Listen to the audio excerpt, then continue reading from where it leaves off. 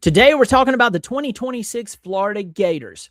New head coach, same expectations. You have to win.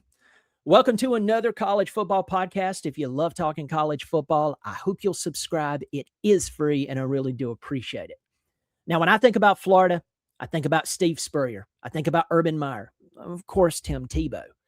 But since 2017, now they're on their fourth coach.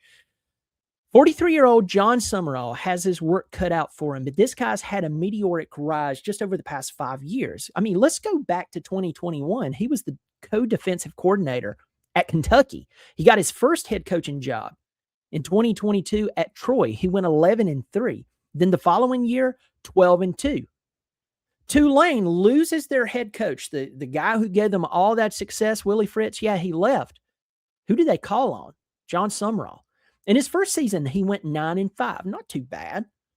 But the next year, he went 11-3 and took the green wave to the college football playoff. That's crazy. So Florida says, we want what you have, and they brought him on. Now, this is not a fine-tuning job. No offense, Florida Gators. This is a total rebuild, an overhaul. We want to erase the past 10 or 12 years and get back to what, Urban Meyer and Steve Spurrier. Let's talk about a few of the coordinators that Summerall brought over. Buster Faulkner. This guy was running things at Georgia Tech over the past few years, and I'm telling you, they looked incredible. Now, his concept, his approach is different than what you're going to run into the SEC, and let me tell you, I think that's going to work out for them. Let's flip over to the defensive side of the football. You have Brad White from Kentucky. He runs a physical 3-4 scheme, and he knows the SEC extremely well. Now, for returning players, you only have like 6 of them. 2 offensive linemen and Jaden Baugh at running back. Flip over to the defense. You have Miles Graham, Jaden Robinson, and Bryce Thornton. There's a few ways to look at this. If the team wasn't so good last year, do you really want the majority of them back? Well, if you do bring some of them back, I'm sure you'd be happy with these guys. I mean, they're very talented. So there's a few different ways to look at that. Let's talk about player retention and attainment here. According to 24/7 Sports, you're ranked number 20 in high school recruiting with 19 commitments. You got 2 incredible wide receivers as well as a host of other 4-star talent. Move on over to the transfer portal. Your transfer portal class was ranked 30th with 29 commitments to make an immediate impact. Most importantly, Aaron Philo, the Georgia Tech transfer. This guy at quarterback has a lot of really good abilities. He was playing behind Haynes King, and when he was given a moment to shine, he definitely shined. So this will be his first time really running things. Now, he's joining his ex-wide receiver at Georgia Tech who left and went to Auburn and things didn't work out there, Eric Singleton.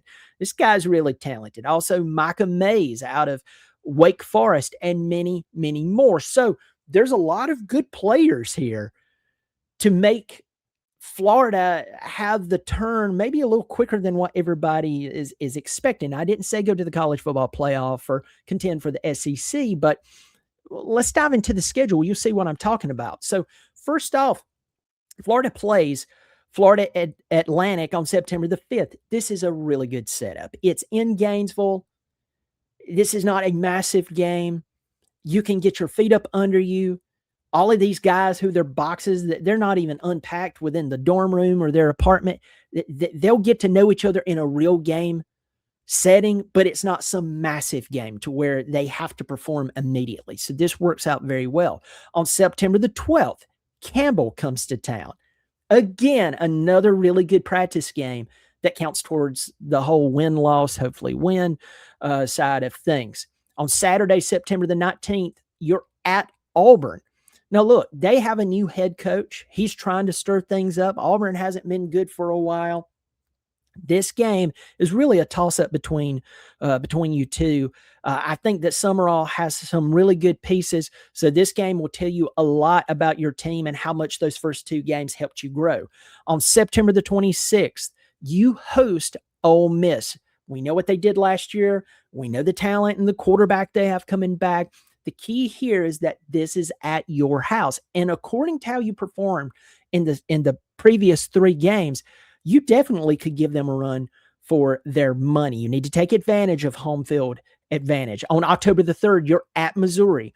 Drinkwitz can coach. Every time you think, oh, this is going to be a down year for him, it's not.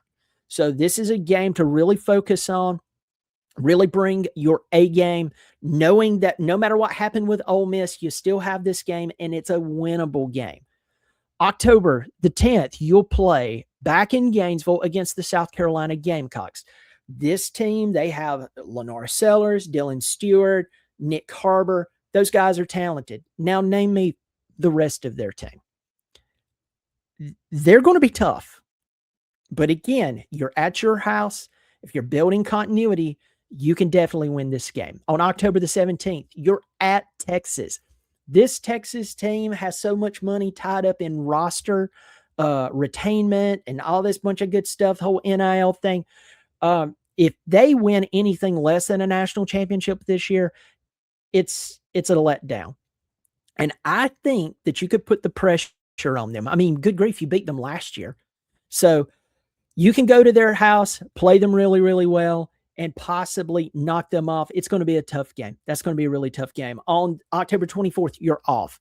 On Halloween, you play the Georgia Bulldogs, not in Jacksonville, but in Atlanta, Georgia. Another tough game here. The Georgia Bulldogs returned most of their roster from last year. They were the youngest team in the SEC in 25, and they won the SEC championship. They're a legitimate contender for the national championship.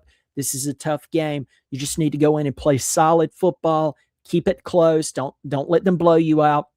And try to build, because after you get past the next week, the season becomes a little more easy.